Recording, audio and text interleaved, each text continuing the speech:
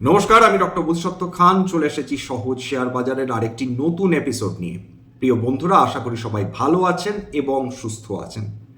Trump এমন একজন মানুষ যাকে নিয়ে কথা ফুরোবে না অন্তত যতদিন তিনি আমেরিকার প্রেসিডেন্ট রয়েছেন। কিছু কিছু মানুষ থাকেন যারা এমন হাড় বজ্জাত হন যে তারা কেবলমাত্র নিজের দেশের লোককে যে ভোগাবেন তেমনটি নয়, বিশ্বের সমস্ত দেশ তথা বিভিন্ন কোম্পানিকেও শশব্যস্ত করে রাখবেন। সেরকমই একজন মানুষ হচ্ছেন ডোনাল্ড ট্রাম্প। অর্থাৎ আমেরিকান সুপ্রিম কোর্ট রায় দিল যে ট্রাম্পের বসানো যাবতীয় যে শুল্ক সেটা অবৈধ এবং কংগ্রেসকে বাইপাস করে, অর্থাৎ আমেরিকান যে পার্লামেন্ট রয়েছে তাকে বাইপাস করে কোনো ধরনের শুল্কের সিদ্ধান্ত নেওয়া যায় না। প্রেসিডেন্ট নিজে এই শুল্কের ব্যাপারে সিদ্ধান্ত নিতে পারেন না। ঠিক তার কয়েক ঘন্টার মধ্যে আমেরিকান প্রেসিডেন্ট ডোনাল্ড ট্রাম্প তিনি ঘোষণা করে দিলেন বিশ্বের যত দেশ রয়েছে সবার উপর 10% শুল্ক বসানো হলো উইথ ইমিডিয়েট এফেক্ট। আর সেটাও হয়তো বিভিন্ন দেশগুলো অ্যাকসেপ্ট করে নিত গ্রাজিংলি অলবেট, কিন্তু তার কয়েক ঘন্টার মধ্যে ডোনাল্ড ট্রাম্প আবার বললেন যে 10%তে আমার মন ভরছে না, এটা 15% আমি করছি, পারমিসেবল লিমিট বলে সেটাকে তিনি চালিয়ে দিলেন। বর্তমানে যে আইনের সাহায্যে তিনি সুপ্রিম কোর্টের রুলিংকে সম্পূর্ণভাবে অগ্রাহ্য করতে চাইছেন, একটা সেকশন 122 1974 সালে পাশ হয়েছিল, যার ফলে তিনি 15% অবধি বিভিন্ন দেশের ওপর শুল্ক চাপালেন। শুধু তাই না, যেদিন থেকে তিনি তার শুল্ক চাপানো শুরু করলেন সেই সমস্ত কিছু ইনক্লুডিং ভারতবর্ষের সঙ্গে যে ফ্রি ট্রেড এগ্রিমেন্ট হয়েছিল তার যে 18% সেটা তো নাল অ্যান্ড ভয়েড হয়ে গিয়েছিল সুপ্রিম কোর্টের রুলিংয়ে। কিন্তু তার আগে ভারতবর্ষের যে পণ্যগুলোর উপর শুল্ক বসতো সেটা 2 থেকে 10% ছিল, তার উপর এখন বসে গেল অতিরিক্ত 15%। ভারতের সমস্ত যে পণ্য রয়েছে যেগুলো আমেরিকাতে রপ্তানি করা হয় সেটার উপর আপাতত 17 থেকে 25% অবধি শুল্ক বসবে। ভারতের শেয়ার বাজারের ওপর এই ধরনের যে বিভিন্ন আইন কানুন সেটাকে ইমপ্লিমেন্ট করা হচ্ছে বা যে ধরনের শুল্ক ভারতবর্ষের ওপর চাপানো হচ্ছে তথা বিশ্বের অন্যান্য দেশের ওপর চাপানো হচ্ছে, সেটা ভারতবর্ষের মার্কেটের পক্ষে ভালো না খারাপ। এখানে দুটো অংশ রয়েছে। এক নম্বর, ভারতবর্ষ প্রাথমিকভাবে শেয়ার বাজারে একটা পজিটিভ রিয়াকশন আসা উচিত, তার কারণ ট্রাম্পকে তাদের সুপ্রিম কোর্ট বলে দিয়েছে যে তুমি যে শুল্কগুলো বসিয়েছ অবৈধ, অর্থাৎ ট্রাম্পের পাওয়ার খর্ব করা সম্ভব, যেটা আমেরিকান সুপ্রিম কোর্ট দেখিয়ে দিয়েছে। এইটা একটা পজিটিভ দিক মার্কেটের দিকে। কিন্তু সমস্যা যেটা দাঁড়াচ্ছে যে ট্রাম্প যে 10 বা 15% যে অতিরিক্ত শুল্ক চাপাতে চলেছেন সেটা নিয়েও মামলা হবে, তার একটা নেগেটিভ ইম্প্যাক্ট ডেফিনেটলি পড়তে চলেছে, এই ব্যাপারে কোনো সন্দেহ নেই। তবে সবচেয়ে বেশি অনিশ্চয়তার মধ্যে যেটা থাকবে খুব স্বাভাবিকভাবে এক্সপোর্টমুখী কোম্পানিগুলো, কারণ তারা কেউ কিচ্ছুটি জানে না বর্তমানে কি হতে চলেছে। সুপ্রিম কোর্টের এই রুলিং এর পর যে আমেরিকা যে $130 বিলিয়ন সেটা শুল্ক বাবদ কালেক্ট করেছিল বিভিন্ন কোম্পানির কাছ থেকে, এইবার আমেরিকান প্রশাসনকে সেই বিপুল পরিমাণ অর্থ ফেরত দিতে হবে। ভারতের যে এক্সপোর্ট ছিল আমেরিকাতে সেগুলো ক্ষতিগ্রস্ত হয়েছিল। এখন এই অনিশ্চয়তা যে 10% না 15% না 18% না 25% কোনটা তাহলে আমেরিকা বিভিন্ন কোম্পানিগুলোর ওপর চাপাতে চলেছে সে বিষয়ে কোনো নিশ্চয়তা নেই। বিখ্যাত ইকোনমিস্ট জেফ্রি স্যাক্স, যিনি চিরকালই ট্রাম্প বিরোধী বলে পরিচিত, ট্রাম্পের যে পলিসিসগুলো তার বিরুদ্ধে তিনি সবসময় কথা বলে থাকেন, ভারতবর্ষকে দারুণ ফেভার করেন, তিনি বলছেন ভারতবর্ষের এই মুহূর্তে উচিত যে ফ্রি ট্রেড এগ্রিমেন্ট চুক্তি হয়েছে সেখান থেকে বেরিয়ে আসা, এটা বলা যে যতক্ষণ না ক্ল্যারিটি আসছে ততক্ষণ আমরা আমেরিকার সঙ্গে কোনো ধরনের চুক্তি করব না। সমস্যা হচ্ছে ভোলেটিলিটি, অনিশ্চয়তা কোনো কোম্পানি শেয়ারই সহ্য করতে পারে না, শেয়ার মার্কেটও সহ্য করতে পারে না। আশা দেখা দিয়েছিল যে এক্সপোর্টমুখী কোম্পানিগুলো হয়তো বা এবার র্যালি দেখবে, কারণ ট্রাম্পের ক্ষমতা খর্ব হয়েছে। কিন্তু বিগতকাল যে ঘটনাটা ঘটলো, অর্থাৎ 15% ট্যারিফ চাপানো হলো, তার ফলে আবার নতুন করে এই কোম্পানিগুলোকে ভুগতে হবে বলে বিশেষজ্ঞদের ধারণা। তার কারণটাই হচ্ছে যে এক্স্যাক্টলি কত পরিমাণ টাকা ভারতীয় কোম্পানিগুলোকে দিতে হবে। কেবলমাত্র যে আমেরিকান কোম্পানিগুলোই সাফার করবে তার না, খুব স্বাভাবিকভাবে তারা সমস্ত লেভি বা ট্যারিফটা নিজেদের ঘাড়ে পেতে নেবে এমনটি না। তারা বলবে ভারতীয় কোম্পানিগুলোকে, ভাই তোমরাও শেয়ার করো, আমরা একা কেন এই বোঝা নেবো, যদি সত্যি সত্যি তোমরা চাও যে আমেরিকাতে কিছু এক্সপোর্ট হোক তোমাদের পণ্য, তাহলে তোমরা বার্ডেনটা শেয়ার করো। দেখুন, সামুদ্রিক খাদ্য একটা বিপুল পরিমাণ আমরা এক্সপোর্ট করে থাকি, অর্থাৎ শ্রিম্প, পার্টিকুলারলি প্রসেসড শ্রিম্পস, চিংড়ি মাছ। এছাড়া অবশ্যই টেক্সটাইলস, এবং যেহেতু এখন বিশ্বের সমস্ত দেশকে একই পরিমাণ শুল্ক দিতে হবে, অর্থাৎ সেটা বাংলাদেশের ক্ষেত্রেও সত্যি, ভারতবর্ষের ক্ষেত্রেও সত্যি, ভিয়েতনামের ক্ষেত্রেও সত্যি, চায়নার ক্ষেত্রেও সত্যি, খুব স্বাভাবিকভাবে তাহলে আলাদা করে কোনো অ্যাডভান্টেজ ভারতবর্ষের কোনো এক্সপোর্টমুখী কোম্পানিগুলোর ক্ষেত্রে থাকবে না। সেক্ষেত্রে বাংলাদেশও সমান অ্যাডভান্টেজ পাবে, চায়নাও সমান অ্যাডভান্টেজ পাবে, বা ভিয়েতনামও সমান অ্যাডভান্টেজ পাবে। বটে হ্যাঁ, ফার্মা কোম্পানিগুলোর ক্ষেত্রে একটা সুবিধা রয়েছে যে বিশ্বে খুব বেশি এমন দেশ নেই যারা ভারতবর্ষের মতন অতি সস্তা বা সুলভ মূল্যে তারা ওষুধ তৈরি করে আমেরিকাতে এক্সপোর্ট করতে পারে। এবং ভারতবর্ষ স্পেশালিটি কেমিক্যালস তৈরির ক্ষেত্রে অগ্রণী, চায়না বাদ দিয়ে। ট্রাম্প বিভিন্ন এই ধরনের গ্লোবাল ট্যারিফ বসাচ্ছেন, তিনি কি কি সেকশন ইনভোক করেছেন?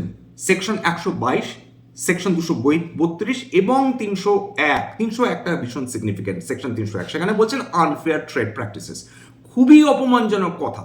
অর্থাৎ আমেরিকাতে সমস্ত সাধু সন্ত বসে আছেন, তাদের কোম্পানিগুলো কোনো অনৈতিক কাজ করে না, যত অনৈতিক কাজ করে সেগুলো হচ্ছে বিশ্বের বাকি সমস্ত দেশ, তাতে চায়না রয়েছে, কানাডা রয়েছে, ভারতবর্ষ রয়েছে, ব্রাজিল রয়েছে, যারা আমেরিকাতে পণ্য এক্সপোর্ট করে থাকে।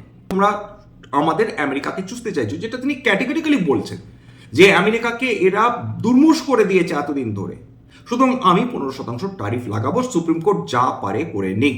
এবং ভারতবর্ষে সম্প্রতিকালে ব্রাজিলের প্রেসিডেন্ট মিস্টার লুলা এসেছেন, প্রায় $30 বিলিয়ন ট্রেড এগ্রিমেন্ট হবে ভারত এবং ব্রাজিলের মধ্যে। ল্যাটিন আমেরিকার সবচেয়ে বড় বিজনেস পার্টনার অন্তত ভারতবর্ষের পক্ষে হচ্ছে ব্রাজিল, এবং যত দিন যাচ্ছে ব্রাজিল এবং ভারতবর্ষের সম্পর্ক উন্নত হচ্ছে। আমেরিকা যত বেশি অত্যাচার চালাচ্ছে, তত বেশি আমেরিকা রহিত অন্যান্য দেশ তারা নিজেদের কাছাকাছি চলে আসছে, নিজেদের মতন ট্রেড এগ্রিমেন্ট করছে, যাতে পরস্পরে হিতে কাজ করা সম্ভব হয়। এবং ট্রাম্পের এই ধরনের সিদ্ধান্তের ফলে বেশ কয়েকটা ঘটনা ঘটার সম্ভাবনা রয়েছে। খেয়াল করে দেখবেন বন্ড মার্কেটের ক্ষেত্রে যে আমেরিকান বন্ড ইল্ড দারুণভাবে বৃদ্ধি পাওয়ার সম্ভাবনা রয়েছে। 1 নম্বর, বন্ড ইল্ড যখনই আমেরিকাতে বৃদ্ধি পাবে, আমেরিকাকে তাদের নেওয়া ঋণের উপর অতিরিক্ত সুদ গুনতে হবে। সুতরাং বন্ড ইল্ড বৃদ্ধি পাওয়া মানে আমেরিকার সর্বনাশ হবার পথে আরেক পা এগিয়ে যাওয়া। 2 নম্বর, যখনই বন্ড ইল্ড হাই হবে, তখনই বিশ্বের বিভিন্ন যে দেশগুলো তারা আরও কিন্তু বন্ড, আমেরিকান বন্ড তারা বিক্রি করতে শুরু করবে। বন্ড ইল্ড বৃদ্ধি পাওয়া মানে আমেরিকান বন্ড বিক্রি করা। এবং অলরেডি ভারত সহ চায়না, জাপান তারা বহু বিলিয়ন ডলারের তারা আমেরিকান বন্ড বিগত কয়েক মাস ধরে বিক্রি করে চলেছে। 2 নম্বর। 3 নম্বর, এই ধরনের বৈরিতার আবহে যদি খেয়াল করে দেখেন যে সোনার প্রতি আকর্ষণ দিনের পর দিন, মাসের পর মাস বৃদ্ধি পেয়ে চলেছে, এবং ভবিষ্যতেও বাড়বে যতদিন ট্রাম্প তিনি প্রেসিডেন্ট থাকবেন। যদি কেবলমাত্র 2025-এ দেখেন, সবচেয়ে বেশি সোনা যে 3টি দেশ কিনেছে তার মধ্যে 1 নম্বর পোল্যান্ড, 2 নম্বর ভারতবর্ষ এবং 3 নম্বর টার্কি। এবং বিশ্বের অন্যান্য সমস্ত কেন্দ্রীয় ব্যাংক তারা বিপুল পরিমাণ টনকে টন সোনা কিনে চলেছে। তার কারণ তারা ডলারের ওপর আর রিলাই করতে পারছে না।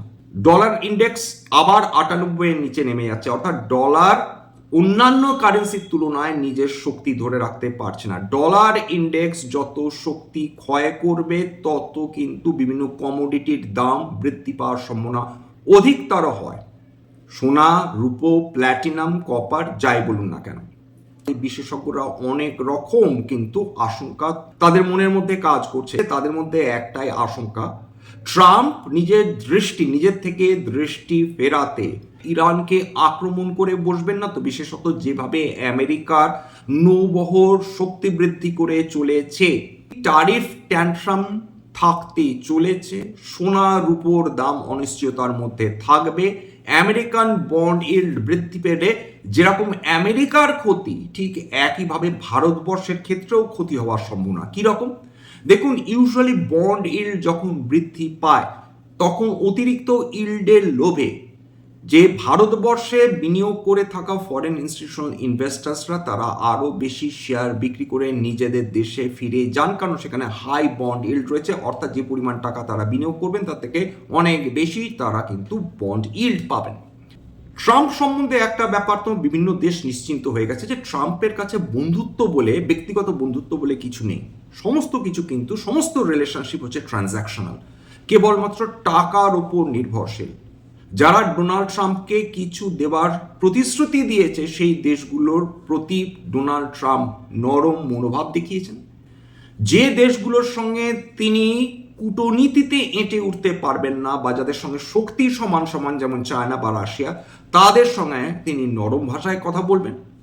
কিন্তু যে দেশগুলোকে চাপে রাখা যায়, চাপ দেওয়া যায়, সেই দেশগুলোর ওপর তিনি তার অতিরিক্ত কিন্তু তার রাগ বা দেশ তিনি প্রদর্শন করবেন। আমেরিকার একটাই লক্ষ্য, bilateral trade relationship. Multilateral trade রিলেশনশিপের মধ্যে আমেরিকা কোনোদিন বিশ্বাস করেনি, কারণ সেই ক্ষেত্রে তাদের ট্রেড সভারেন্টি আঘাত খেতে পারে বলে তাদের বিশ্বাস। সুতরাং ভারতবর্ষ যেখানে মাল্টিল্যাটারাল ট্রেড এগ্রিমেন্ট করছে, সেখানে আমেরিকা ভারতবর্ষের অ্যাপ্রোচকে ইগনোর করছে বা অন্যান্য দেশের অ্যাপ্রোচকে ইগনোর করছে। যেখানে আমরা দাদাগিরি দেখাতে পারবো না, তা সেই পথে আমরা হাঁটবো না। মাত্র কয়েক ঘন্টার সময়, তার মধ্যে 10% থেকে বেড়ে 15% হয়ে গেল। কে বলতে পারে যে আরো কয়েক ঘন্টার মধ্যে তিনি সেটা 20 বা 25% করবেন না? ডোনাল্ড ট্রাম্পের অঙ্গুলি হেলনে গোটা বিশ্বের অর্থনীতি মুভ করছে বা শেয়ার মার্কেটগুলো মুভমেন্ট দেখাবে। গভর্নমেন্টে একটা রেভিনিউ শক আসবে। ট্যারিফ বন্ধ হলে গভর্নমেন্টের যে অতিরিক্ত রেভিনিউ আসছিল সেইটা কমার সম্ভাবনা তৈরি হয়ে যাচ্ছে। এবং রিফান্ড দিতে যদি হয় ইম্পোর্টার্সদের, সেক্ষেত্রে গভর্নমেন্টের যে আমেরিকান গভর্নমেন্টের যে ডেফিসিট রয়েছে সেটা অলরেডি বৃদ্ধি পাবে। এবং অলরেডি যা ইকোনমিস্টরা যারা বলছেন যে যত দিন যাচ্ছে তত আমেরিকান ডেফিসিট যে আউটলুক সেটা দিনের পর দিন আরও বেশি খারাপ হয়ে চলেছে। ডেফিসিট বৃদ্ধি হতে চলেছে, গভর্নমেন্ট বরোয়িং বৃদ্ধি হতে চলেছে, ট্রেজারি সাপ্লাই বৃদ্ধি হতে চলেছে, বন্ড প্রাইস কমতে চলেছে, বন্ড ইল্ড বৃদ্ধি পেতে চলেছে। যদি ট্যারিফ কমে সেটা আমেরিকার ক্ষেত্রে একদিক দিয়ে ভালো, কারণ সেক্ষেত্রে ইম্পোর্টগুলো, অর্থাৎ আমেরিকা যেগুলো আমদানি করে সেগুলো অনেক অংশে চিপার হবে, তার মানে ইনফ্লেশনের যে আঘাত সেটা কমার সম্ভাবনা রয়েছে। এছাড়া চাইনিজ মার্কেটগুলো এবং বিভিন্ন এশীয় মার্কেটগুলো বহুদিন পর কাল থেকে ট্রেডিং শুরু করবে, তার রিপার্কেশনস, অর্থাৎ ডোনাল্ড ট্রাম্পের এই পাগলামের রিপার্কেশনস কিরকম আসবে এশীয় মার্কেটগুলো, সেটাও আমাদের দেখতে হবে। নিফটি প্রথম দিকে যে উত্থানটা দেখেছিল, এই সুপ্রিম কোর্টের যে ঘোষণার পর কয়েকশো পয়েন্ট উত্থান দেখেছিল, সেখানে ডেফিনেটলি যারা শর্ট করে বসেছিলেন তারা তড়িঘড়ি শর্ট কভার করার চেষ্টা করেছেন। কিন্তু ডোনাল্ড ট্রাম্পের এই 15% অতিরিক্ত ট্যারিফ ঘোষণার পরও ভারতবর্ষের মার্কেটে দারুণ উত্থান আসবে কিনা, এটা একটা ডেফিনেটলি বড় প্রশ্ন তো এখন তৈরি হয়ে গেল। ইউনাইটেড স্টেটসের এই ক্ষেত্রে ফিসকাল যে ক্রেডিবিলিটি, সেটা নিয়ে একটা বড় প্রশ্নচিহ্ন কিন্তু তৈরি হয়ে মার্কেট আপাতত ভোলেটিলিটির মধ্যে দিয়ে যাবে। সুপ্রিম কোর্ট এর পরেও ডোনাল্ড ট্রাম্পকে পুনরায় তারা কিন্তু ছেড়ে কথা বলবেন না। মিড টার্ম ইলেকশনস আসছে, ট্রাম্প নিজের সমস্যায় পড়েছেন, তার নিজের পার্টি রিপাবলিকান পার্টির মধ্যে অনেক ডিসেন্টিং ভয়েসেস রয়েছে যারা তাকে মোটেই পছন্দ করেন না। এবং বিশেষজ্ঞরা এত বড় কথাও বলছেন যে ইমপিচমেন্ট, অর্থাৎ ডোনাল্ড ট্রাম্পের এই মিড টার্ম ইলেকশনসের পরপরই ইমপিচমেন্ট হওয়ার সম্ভাবনাও রয়েছে। ভারতবর্ষ কি করবে তার জন্য বড় বড় মাথা রয়েছেন, তারা সিদ্ধান্ত নেবেন ঠান্ডা মাথা। এই ধরনের আনস্টেবল কন্ডিশনে ভারতবর্ষর ক্ষেত্রে এই ধরনের ট্রেড এগ্রিমেন্ট ফেভারেবল হবে কিনা সেটা কিন্তু $1 বিলিয়ন প্রশ্ন হয়ে যাচ্ছে। 50% যে ট্যারিফ তিনি বসিয়েছিলেন তার মধ্যে 25% কেবলমাত্র রাশিয়ার কাছ থেকে তেল কেনার জন্য। এইবার যদি ধরে নেওয়া যায় যে এই ধরনের ট্যারিফ ট্রাম্প আর বসাতে পারবেন না, কারণ অলরেডি তার পারমিসেবল লিমিট, তার কোট আনকোট পারমিসেবল লিমিট অনুযায়ী 15% অলরেডি রিচ করে যাওয়া হয়েছে, সেক্ষেত্রে ভারতবর্ষ কি আবার নতুন করে রাশিয়ার কাছ থেকে কম দামে পেট্রোলিয়াম প্রোডাক্টস বা ক্রুড অয়েল কেনা শুরু করবে।